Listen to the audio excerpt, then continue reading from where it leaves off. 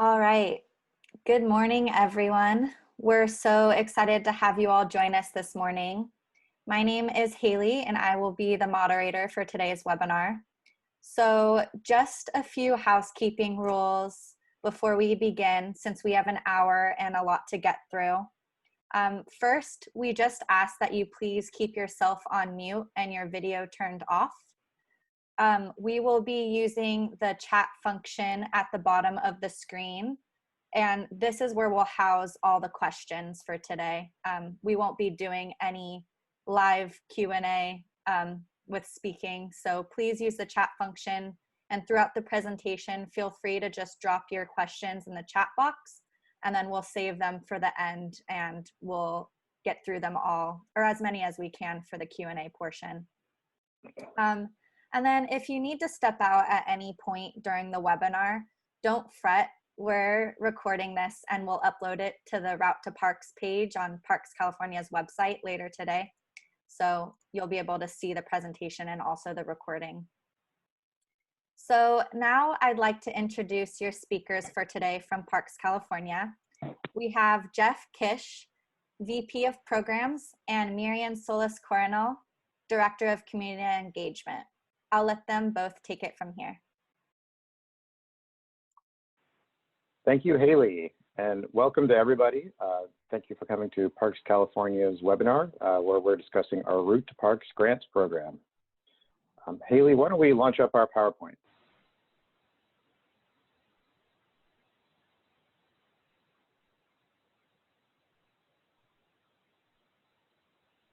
Okay.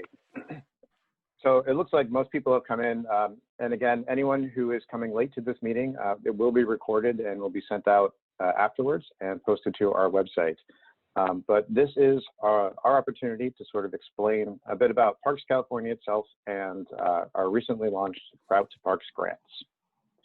Next slide, please.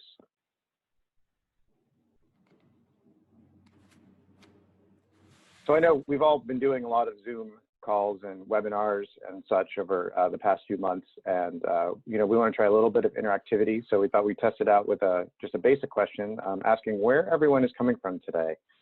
This grant is available statewide across California, and our intent is to distribute it statewide. So you should see a bit of a polling question come up. We'll do a few of these on the call, but we thought we'd test it out with just saying where in the state you're from. My colleague Miriam is on the phone with me. Miriam, where are you calling in from today? Hi, good morning, everybody. I am calling from San Diego. This is where I am based. My screen that you see behind me is Crystal Cove, but I am physically in San Diego. How about you, Jeff? Where are you? And I'm outside Sacramento myself, but my park behind me is Henry Cowell State Park. And so it looks like our poll results are coming in. So this does work. This was the first test, but thank you for those who filled out the poll. You know, it looks like we have some good distribution, a lot from Southern California and the Bay Area, not to be surprised, but you know, the intent for this grant is let's make it statewide and try to spread the funds as best we can. So thank you for all calling in from all over the state. Very much appreciated. Next slide, please. So we are the programs team for Parks California. Parks California, we're going to spend a bit of time talking about it, but we are a startup still about a year and a half old. And for the two of us have basically been developing this grant for the past 6 months. Like I said, I'm the Vice President of Programs. I have a parks background, a lot of work with national parks and city parks, as well as friends groups. And I've very much been on the other side of these calls. So, you know, as we've thought about how to do this, we've really put a lot of time into thinking, you know, what needs to get reported, but also what are the needs of the grantees. Marian, do you want to introduce yourself briefly as well? Yeah. Good morning again, everybody. I'm Miriam Solis-Coronel, Director of Community Engagement. Super excited to have this opportunity and share it with all of you. I joined Parks California this past summer, so we're coming up on our 1-year anniversary. And before that, I spent about 11 years at REI doing marketing and community engagement, really connecting with communities across the country that really did not see themselves in the outdoor space. So building those relationships, supporting them in the great work that they're doing nationally and locally, to just continue to do the great work that they were doing.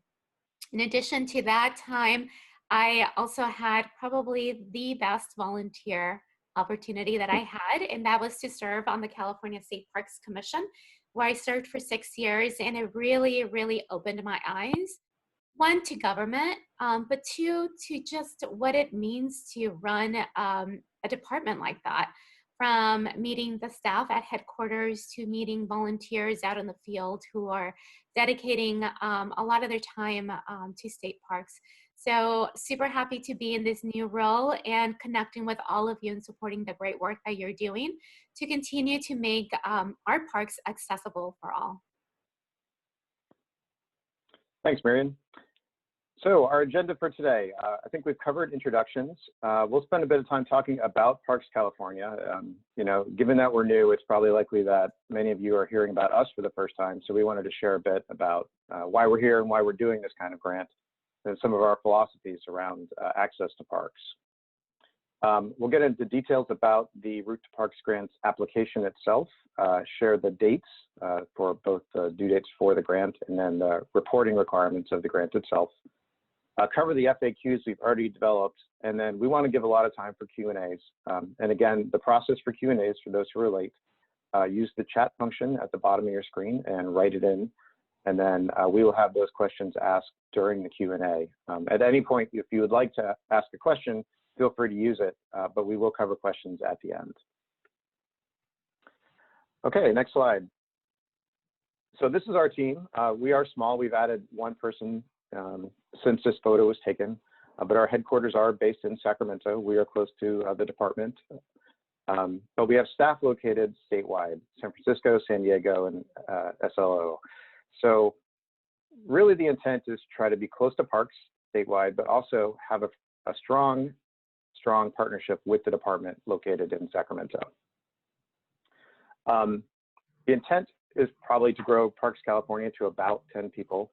And so, you know, we are thinking of ourselves as a statewide organization, but we very much will rely on partnership to accomplish our mission. And, you know, it's great to see so many people statewide on this call today. And, you know, we value these type of partnerships because, you know, we're working at the state level. We know amazing work is being done on the ground, and we are very much here to support that type of work. Next slide.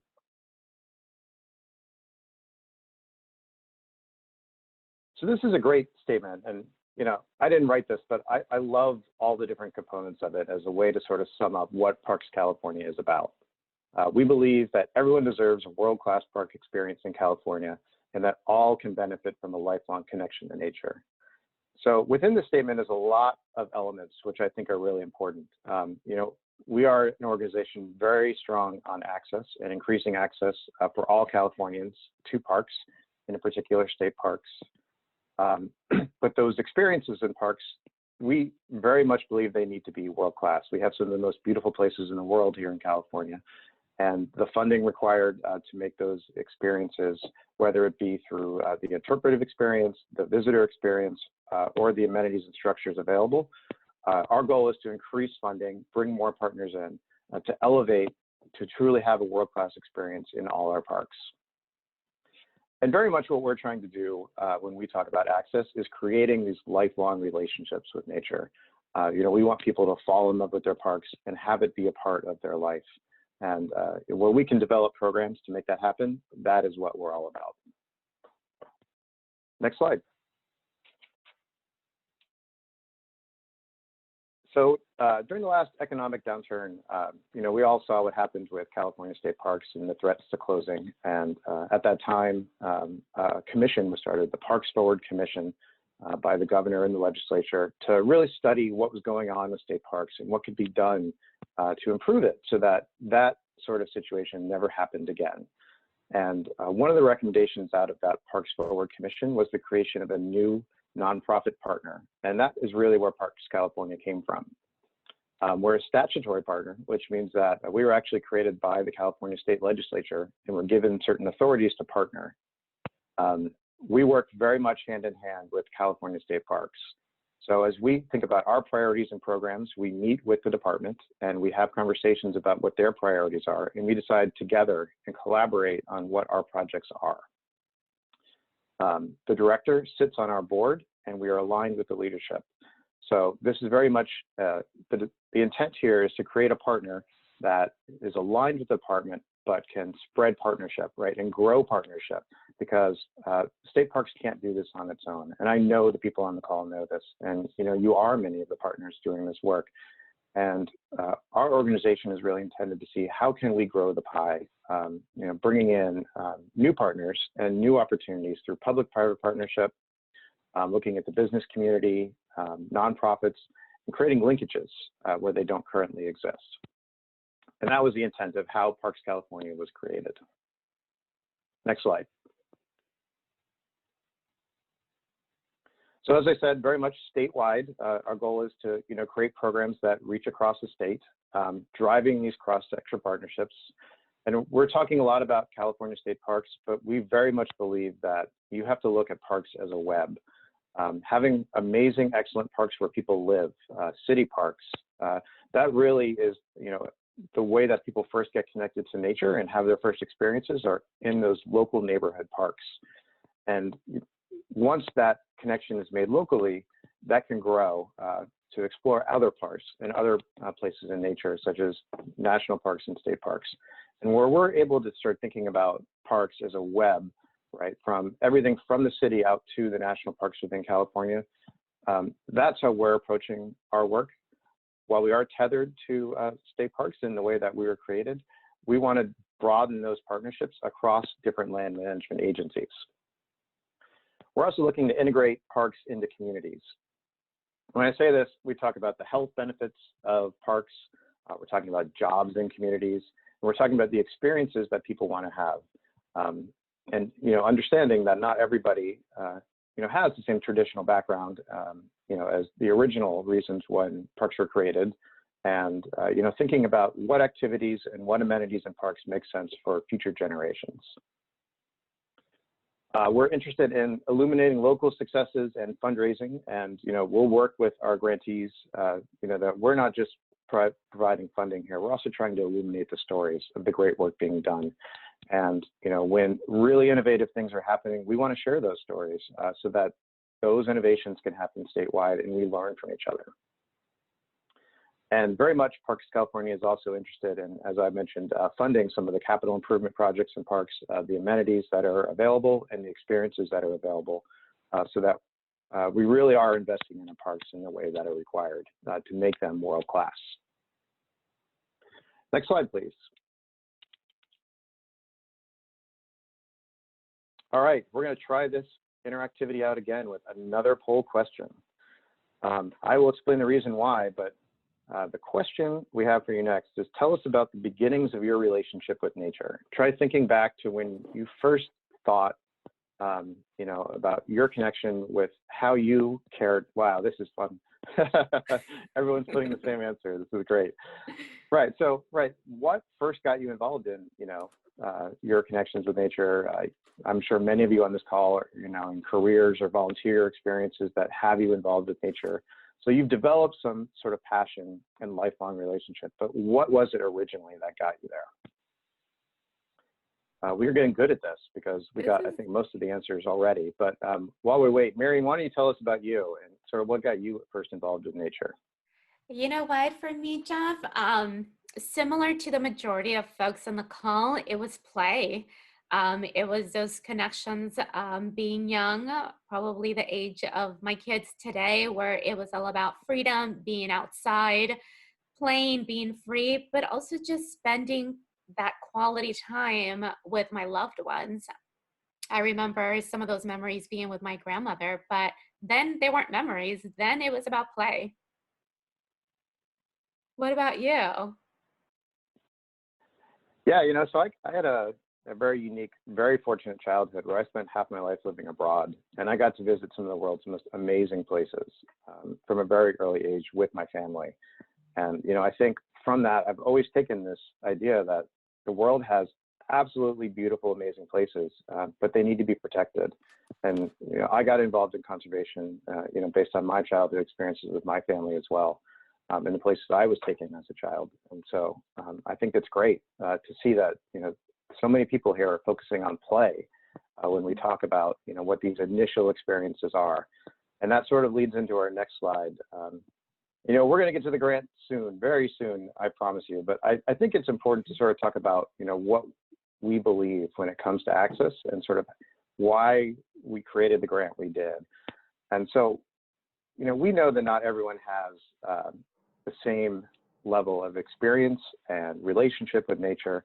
And so when we think about Parks California and how we're structuring our programs, we're trying to meet people where they are in their current relationship, right? And so for people who don't even have it in their consideration set to visit a park, right? It's just not something that they would think about for spending their leisure time. We know that it's a different type of program needed, and that's very much one driven by a community trust and engagement. So working with communities to build relationships, to build trust before we talk about bringing somebody out into a park, which is very unknown, has different experiences, different rules, and it's just something very much out of a comfort zone. So these types of programs that are working with communities to create nature in neighborhoods or build relationships, build familiarity are really important. It's some of the hardest work. It takes the longest amount of time, but it's absolutely essential when we talk about building access. We also know that there's a great need for building awareness of our parks. I think everyone knows where Yosemite is, but there's so many places in California, and we all would benefit from the ability to market and drive people to some of the less known parks. And ideally places that are even closer. Like you can have amazing experiences that are closer. It's more likely that people are going to go there multiple times. And so the marketing of parks and just spreading awareness of the offerings and the experiences available is really important also for access. When we talk about actually getting to a park itself and the experience that people have there, this is really interesting. And, this very much is where we talk about, cultural awareness, diversity of park users, and ensuring that the parks are offering experiences that meet a variety of needs and non-traditional uses as well. And perhaps that means arts, perhaps that means culture, historic experiences, but really thinking about what we're offering when we get to parks and trying to ensure that it's meeting the needs of a diverse group of people across California. When we talk about relationships, we really are emphasizing the idea that it can't just be a one-off visit to a park, right? It's multiple visits or multiple engagements with nature and with parks is really drives a passion to care. And so the thought of how you get people back after you get them there the first time, or what's the next step, what's the next park they go to, or the next person they bring. And so that re-engagement piece is really important. And then stewardship, obviously, often this is defined as a volunteer work, but we don't believe we should be defining the personal relationship of stewardship. It can mean many things to different people, but it's critically important, right? So yes, for some it might be volunteer experiences, but it could be a job with a park. It could just be bringing other people to parks or picking up trash on your trail. But that inherent goal of driving towards stewardship is really important for the way that we see access. And while we ourselves are not an advocacy organization, we're not really structured to be that way.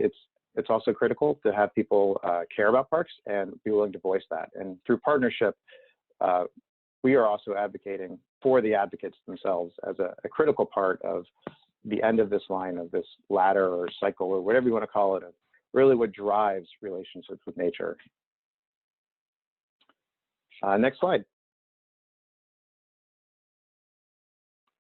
Okay, so the last slide that I'll do before I turn it over to Marion to talk about the grant itself is really just to explain what we've been doing as a whole for Parks California and how our grants program fits in. So access is one of our key programmatic areas. We're working a lot with schools Now, we know with the current situation with the pandemic that field trips, were canceled and, are likely to be canceled in the future as well. And we've invested a lot in California State Parks Porch program, which is virtual field trips, and really trying to amplify the number of parks that are able to have virtual trips. So we've been working on buying additional equipment, training staff, and then really trying to get the word out about this program to make these virtual field trips more available to more Californians at a time when it's very difficult to reach parks. We'll talk about our Route to Parks grants today, and I think I've already talked a bit about how we also intend to raise awareness of parks, which is very much in partnership with the department. We're looking at natural resources and stewardship, and the approach that we're taking is we're looking at landscape scale stewardship, where land management agencies work in partnership across a particular landscape and really try to address problems like invasive species, endangered species monitoring in partnership, because we know that these natural resources challenges really aren't defined by the boundary that is currently put on them. So where we can help grow partnership in collaboration with the department for natural resources, these are the types of programmatic areas we're looking for. And then scaling innovation, we talked a bit about that.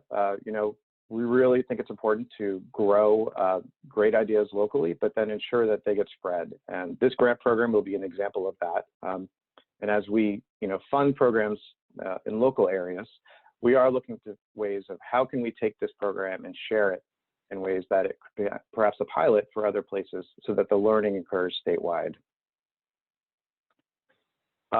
Next slide.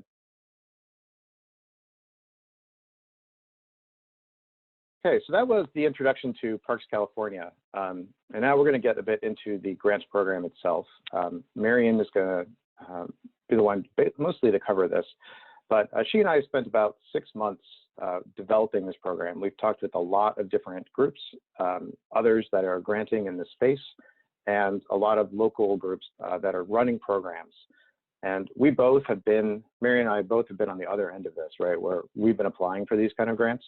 And so we really did want to think about, the impact that we would be having and where the space was needed. We looked at everything from just giving $300 bus grants to looking at transit programs that, include multi-years.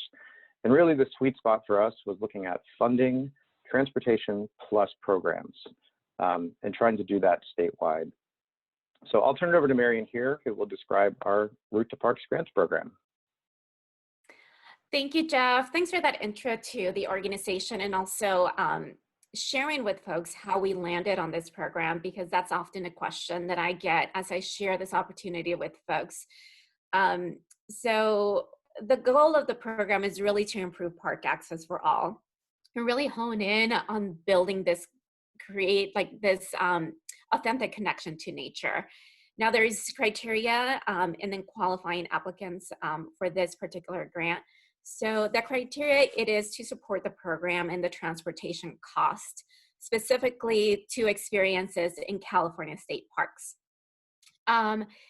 The who is the people that you want to reach, or the people that we want to reach are those who are facing challenges in connecting to parks. So if we look at the three main areas are the program, the transportation, California state parks, and then reaching communities who may face challenges connecting to these beautiful places. The qualifications for the applicants, the applications do have to be 501c3s or government agencies, for example, city or county, who are also leading experiences for community members. Next slide.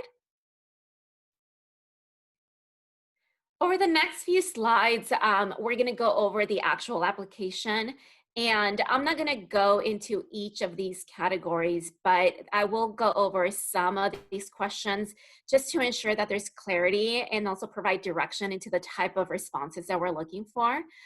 So if you're looking at the screen, the ones that I'm going to review are the blue ones. If there's participants that are calling in, I'll answer, I'll read the question and then provide a little bit more insight on that question. So the first one on this slide is describe the issue affecting the community's access to state parks and beaches. What is your organization's prior involvement on these issues? So for this particular question, give us a view into the community and the challenges that they're experiencing when it comes to accessing parks. For the second part, share with us your experience in collaborating and supporting with community. How long has your organization been engaged in this community, and what other programs have you facilitated? The next question is, what approaches will you take to create solutions to this issue that you described? And specifically, what will the participants do, and what is the transportation plan? So the question above, you really shared with us the issues that are affecting the community. In this particular question, tell us about what are those creative solutions and how you're addressing those issues. Now, knowing that this program supports the program and the transportation cost, also tell us about the best transportation solutions to meet those needs. I know every community is a little bit different and they all require something new. So give us a view into what that would look like. The next question is, tell us about the participants' program experience and duration. For this particular question, give us a day in the life of your participant. Really give us a view of what they will do. What are they doing before the park experience, during that experience, post that experience? We want to see that holistic picture of how you're building this love and connection for nature. And even though this specific grant is for experiences in California state parks, if your program also collaborates with other agencies, this would be a place that you can share that too, because we want to see that holistic picture.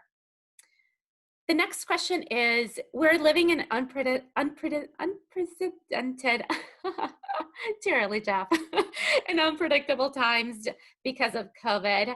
So tell us about your contingency plan to meet the safety guidelines. So to say that we're living in unusual times is definitely an understatement.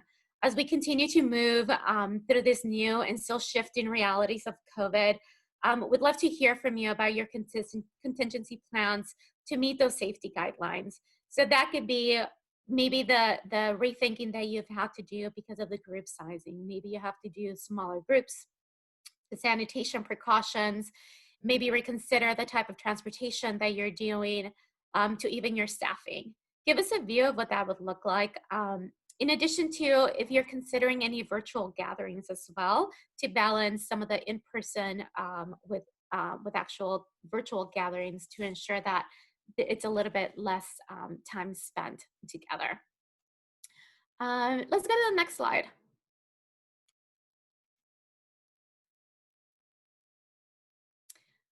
In this category, I'll go over project outputs. Here, project outputs are defined as a direct result of activities undertaken with this grant. So this is more like the quantifiable numbers. So the number of participants, the number of park visits, the number of meetings that you're doing, maybe some of those experiences before or after. Participant outcomes. Here, outcomes are defined as a change in the program participants' knowledge or attitude or behavior and results of those efforts. How will success be measured? We have contracted with the University of San Diego, the nonprofit institute, to really help us track the impact of this program and to ensure that we don't overload our grantees with the reporting requirements. We want to learn about how you're currently measuring that success. What we're going to do is, one, learn how you're measuring that, but also we'll ask for you to provide the tool that you actually use to measure that so that we can use that as guides to really inform a reporting process that is not an incredible big lift on your end.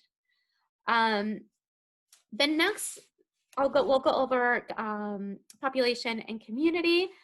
So tell us a little bit about the community as a whole. Haley, let's share your screen. We're going to use the tool called Community Fact Finder. This is a resource that is under the California State Parks. They use this a lot for other funding, and we encourage you to also use this so that you can give us a view of your community. So if we enter a zip code, let's enter 92173, Haley. If you enter the zip code and you hit go, you get this information that to us is really helpful information specifically for this grant. For the application, we're asking you to share the zip code where your participants are coming from, total population, median household income, poverty, people in poverty, and households without access to cars. So as you can see that, you get that information in this dashboard, and then if you click on the Get Report, you get a one-pager that aggregates all that data for you. Now, if your particular program reaches different participants for different communities, what you could do is run the zip code for those multiple zip codes that your participants are coming from. And then for the information around the median household, people in poverty, what you can do is provide the median in the actual application that we have. Let's go back to the presentation, Haley. The next question, let's go to the slide before.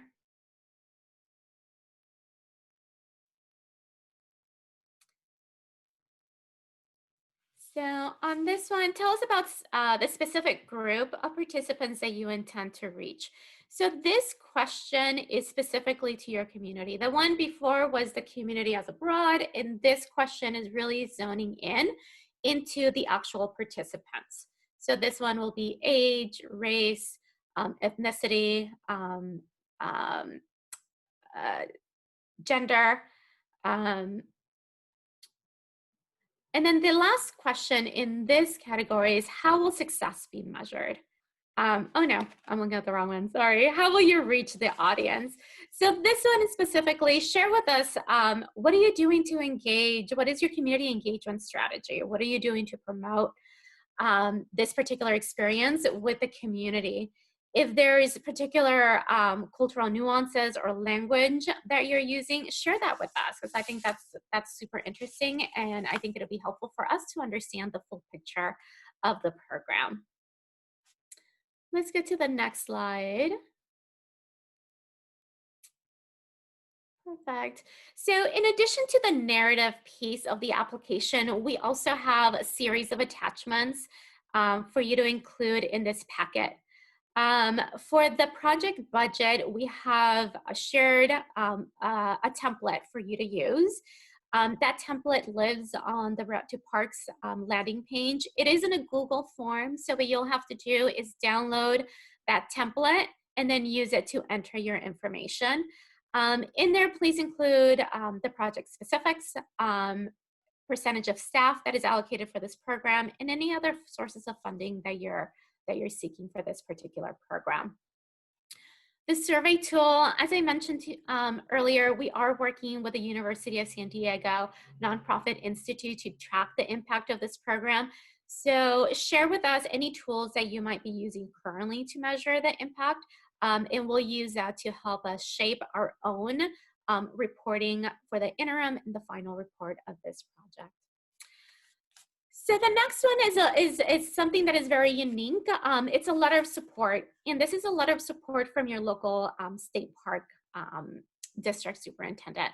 What we want applicants to do is to have a conversation with their local state parks representative, have a conversation about the project that you're applying for, what your program looks like, what you're hoping to get out of this experience for your participants.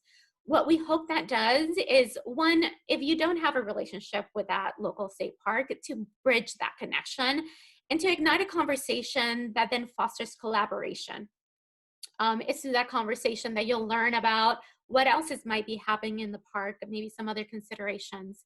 But the goal is to really start building that relationship, and if it's not already there, and also to let them know that this program would take place at that particular park.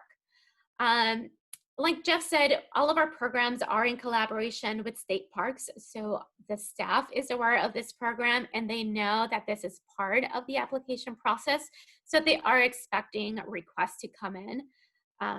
So if you have any questions, feel free to jot those down, but that is something that is part of the application process. So these attachments, while they're not part of the actual scoring of the application, they are part of the entire packet. And if any attachments are missing, unfortunately, that application would be considered incomplete. So speaking about application review, all of the applications will be reviewed and scored against a set of criteria, and the Parks California team will be reviewing and scoring all of those applications. Next slide. So like I mentioned earlier today, we are living in very unusual times. And these are some tips and some advice that we have for you as you think about this application, where we are today with COVID, the reopening, and just safety precautions. So number one advice is just to plan to the best of your ability, given the information that we all have. We all have the same information. I know a lot of you have pivoted your programming, have shifted, especially as we enter fall. So just knowing that we all share the same information, let's use that to best guide the program that you're putting forward for this particular application. The second one is just consider the emotional and health of your participants. You guys are experts in the great work that you're doing. And a lot of us have been working from home, students and a lot of participants have been home. So that's just a tip to consider. The next one is once the grants are awarded, which that notification will happen this fall, the world might be a little bit different then, right? Restrictions might be less or it might be more. What we do ask for all of our grantees is to be completely open and transparent about any concerns, any challenges, any changes that might need to happen. Our goal is to, one, support our grantees, be flexible and adjust timelines given this unusual time that we're living, for the safety of the participants, but also to meet the goals of this particular program and just the realities that we're living in. Let's get to the next slide. Let's launch to the next poll, Haley. So the next question is around this application. And we've had a chance to walk through some of the questions. Hopefully you've also had a chance to review the application. So the question is, let's see, the question will be around your particular program.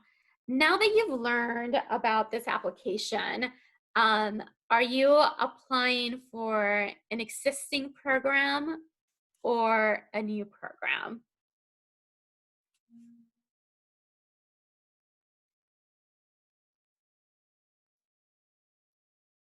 Okay, maybe you can chat with us on the chat box and tell us if you're doing an existing program or a new program. It looks like we can't bring the poll up.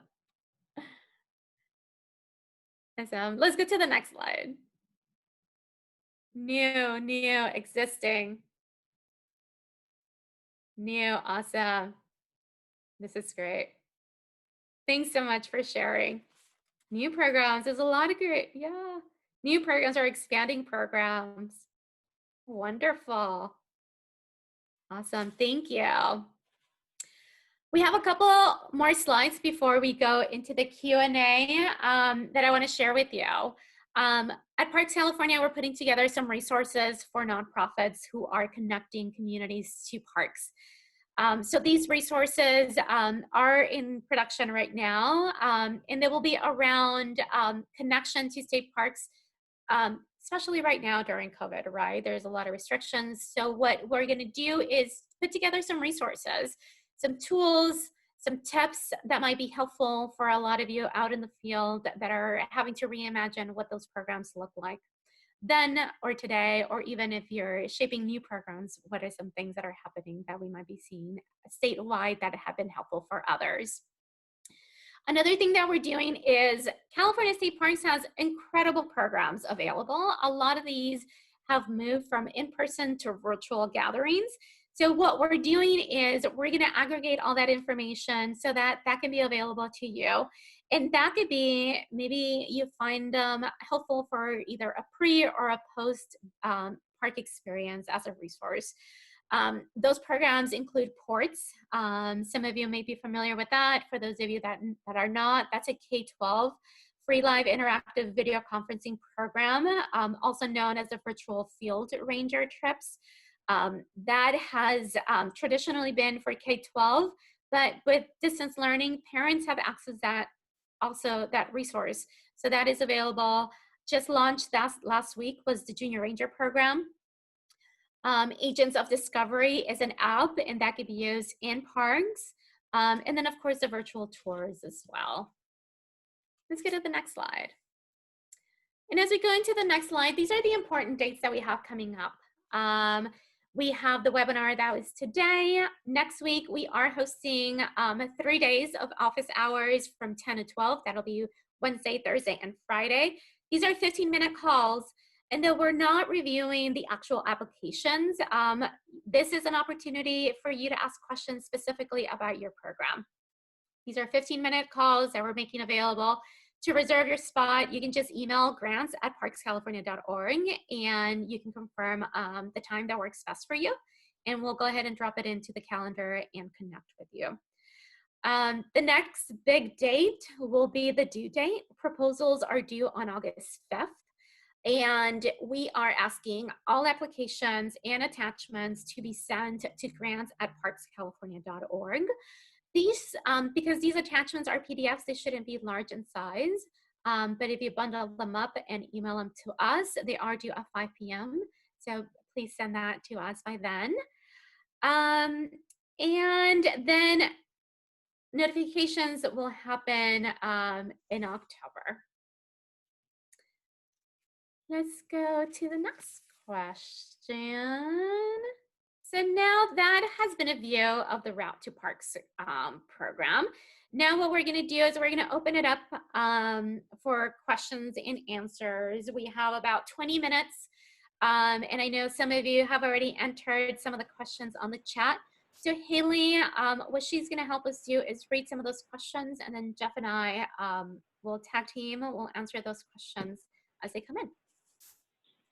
Awesome, thanks, Marian. So the first question that we have is, what ideal percentage of the grant amount would be spent on transportation versus program funds? Oh, that's a great question. You know, I don't think there is an exact formula. I think depending on the organization, that'll vary. What we'll do is, as we look at and review the applications, that'll be something that we note, but it's not a directive that we have right now to say X percentage is that. Tell us what the need is. I think that's the best advice that we can say and recommend is, what is the program that you have, and what is the transportation cost to really execute that program successfully. And Marian, we would also add that indirect costs are the same philosophy. You know, we are allowing indirect costs to be part of the program, and also will be evaluated as part of the program as a whole. Great. Do the programs have to be led by the association, or can they be written to support park employee interpreter-led programs? The program supports the program itself, right? So if it is at a state, it will be at a state park. If there's any cost associated to that, say because of the group size, or maybe it requires interpretation, that would be part of a special permit, and that is covered within this grant. Can a program take groups to multiple state parks? Yes. And would they need a letter of support from each park superintendent? Yes, please. Are fiscally sponsored projects permitted to apply? Yes.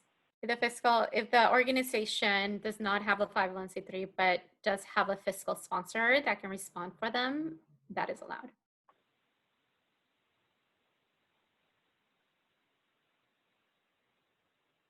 How many awards will be granted? Great question. I think it'll depend, right? We do have a budget, and and it'll depend on the need. We do estimate an average of these grants to be about $15,000, but we'll see what it comes in. Say some organizations require less, that'll give us a larger pool of dollars to distribute with other folks. Will applicants be able to see the set of criteria against which applications will be reviewed and scored before completing the application? Not at this moment.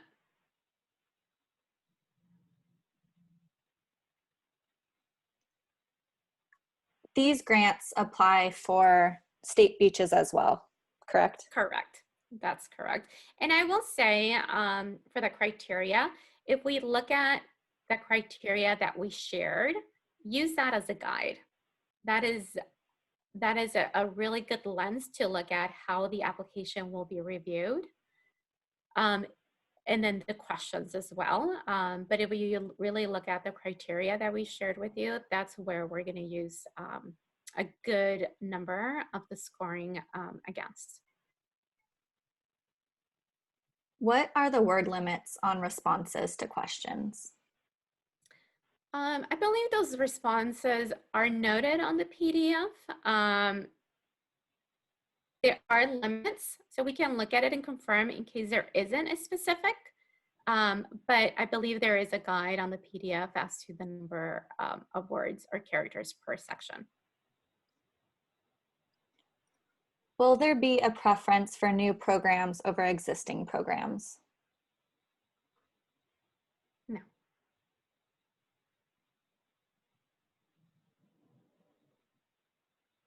Will you be controlling for how COVID-19 may impact immersive access to nature experiences? For example, best practices now may be vastly different than best practices once a vaccine is available and people are able to recreate together, recreate together. Can you repeat the first section? Will you be controlling for how COVID-19 may impact immersive access to nature experiences? Yeah, I would just say that, this grant is intended to be distributed towards the end of the year, and we really don't know what the situation is going to be like, as far as whether a vaccine is imminent or not, and really what the current policies around visitation to state parks will be. So our philosophy right now, and first I would just say it is great to see 100 people on this trying to figure out transportation to parks at a time of COVID, because we've been racking our brains on this, and I'm sure many of you have too. So it's really a big community that's trying to figure it out. And I think the answer is we don't really know what the situation is going to be like. So for us, we're committed to being flexible. At this point, just because the process is the process, you're going to have to write what your program is. But if the situation on the ground is different at a time of implementation, we are committed to being flexible and understanding based on whatever the current policies and health requirements require. Is your priority to serve children and youth, or would you consider programs serving adults? It doesn't, we don't have a limit as to a specific age group. As long as it's a community, the program is reaching communities who are facing challenges in reaching state parks and beaches. That would be a community that would fit under this particular application. We've been getting several questions about whether or not this is recorded and if the slides will be available later on. And just for anyone who joined late, we are recording this and we'll be putting it on the Route to Parks landing page later today. So you'll have access to these slides as well as this full recording.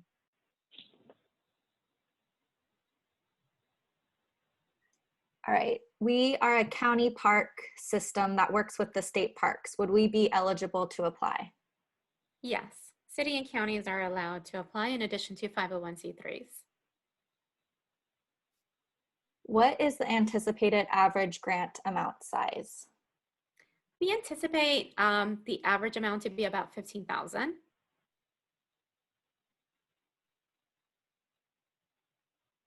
Will you consider virtual field trips, or would you prefer to wait until actual park access is possible? You know, virtual experiences, I think, definitely, I mean, it's the realities of where we are today. Now, this blended engagement. For this particular program, what we're asking for is also specifically transportation to state parks. With additional restrictions on capacity for buses on transportation and not being sure when the restrictions will be less stringent, will there be flexibility on the plan after submission? We can, absolutely, absolutely we can. I know that's shifting and for all of us, that could be shifting by the day, right? So by the time we award these grants, it'll be fall in October. So it might look a little bit different. So like Jeff said, our commitment is to be flexible to ensure that the program is successful, but also adheres to just the realities that we're in by the time this grants program is actually awarded to the grantees. What are allowable expenses? For instance, are salary costs allowed? Yes, they are. Under the FAQs, we also have an FAQ on the actual application, and there's very specific about things that are not allowed. So program expenses, salary, of course, transportation, program materials are allowed.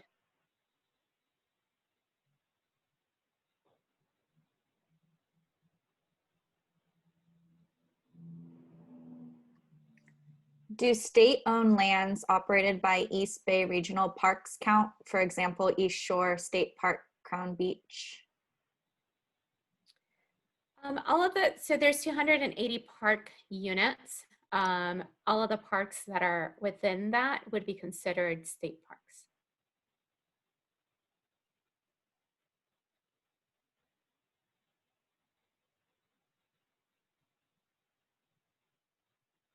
If an applicant is working with other partners, can the grant funds be shared between groups? Yes, and please share that on the narrative that there is partnership happening with other organizations to really build upon everybody's strength to deliver a program to communities. Yes. So this next question is probably directed more towards Jeff. How is Parks California different than California State Parks Foundation? That is a great question, and one that we get on every presentation we do. And there's a very strong answer to that. And really, the foundation is very much focused on advocacy around membership and volunteer programs. If you look at a comparable, in sort of the national parks, it would be a National Park Foundation and National Park Conservation Association. And so we are designed to be the inside partner. Like I said, we work in collaboration with the department. We come to our joint goal setting to set priorities together and bring new partners to the table. The foundation is looking at that advocacy component, right? Looking at how laws are passed, what advocacy needs to be done publicly to raise funds through the legislature, and really driving membership and volunteerism. So we are very much working in collaboration with them to define that. We're a new organization, but since we've been created, they've been a part of that process and how we're figuring out how that works. So it's a close working relationship between the two of us.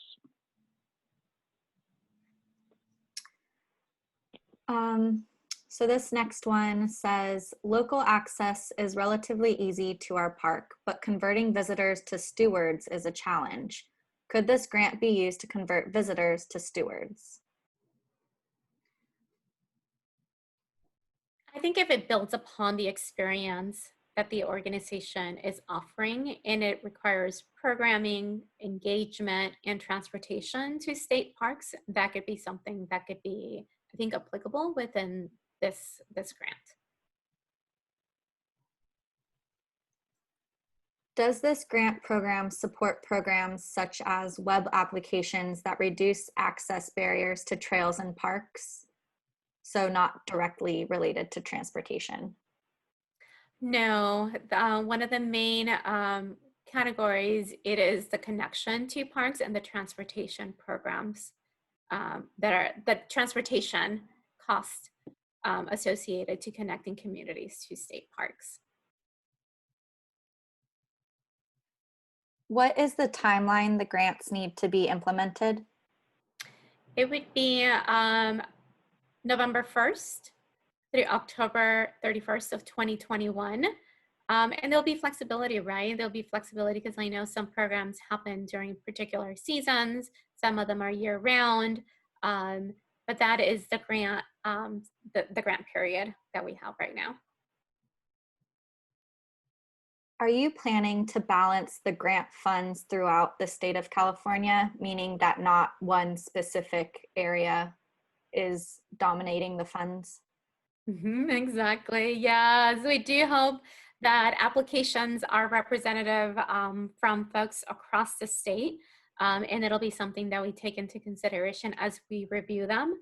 So hopefully the applications that do come in do have a balance intake.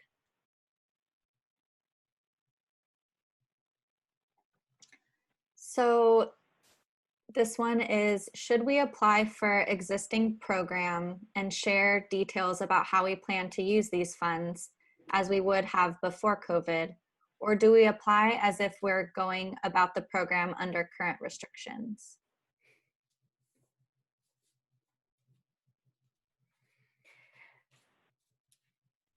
So that's a great question. And the answer is we have a section where we specifically talk about COVID-19 and any adjustments. So if you have an existing program that has been working and has been effective for a very long time, we do want to hear about the program as it's currently or has traditionally been created.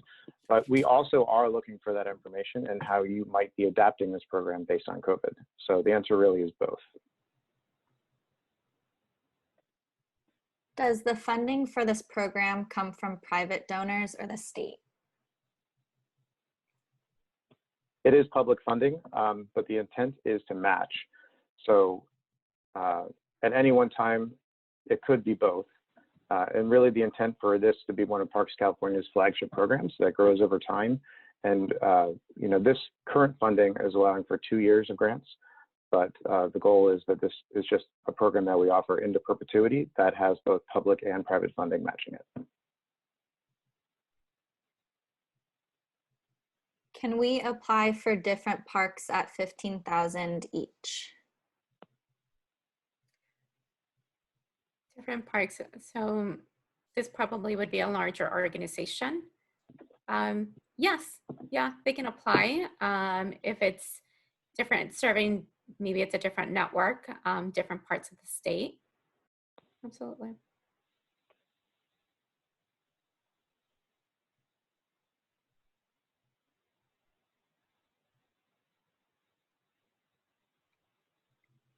All right, I think we've covered pretty much everything. We had a lot of multiple questions. Oh, we got one more. So following that question, would each application be separate for those parks? Yes.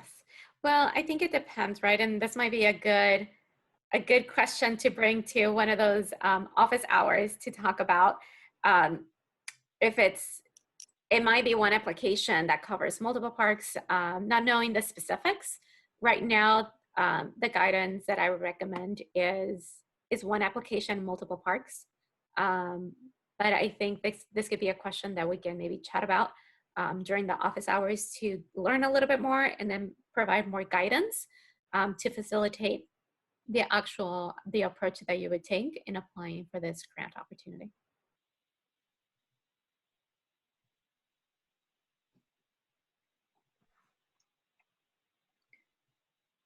All right, we're getting close to 11.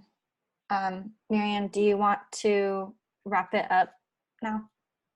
Yeah, I think we can close Q&A. We do have one more slide and Jeff has a little bit of closing remarks. So thank you to all of you who participated in the call, submitted your questions. I'll turn it over to Jeff as we close the webinar. And I would just want to say that thank you all for attending. And it's great to see so many people interested in this topic at a time when access has become even more challenging for those who have traditionally found it difficult to reach state parks. As you've seen by the questions, there isn't really that ideal solution yet of how we're going to go about this. Many of the transportation solutions, that were originally available, such as mass transit, large buses, have become less likely to be used at a period when health implications have become brought to the forefront. So we are very much committed to working on this issue. I am sure from the questions that we received and the number of people here that many of you are also received on it.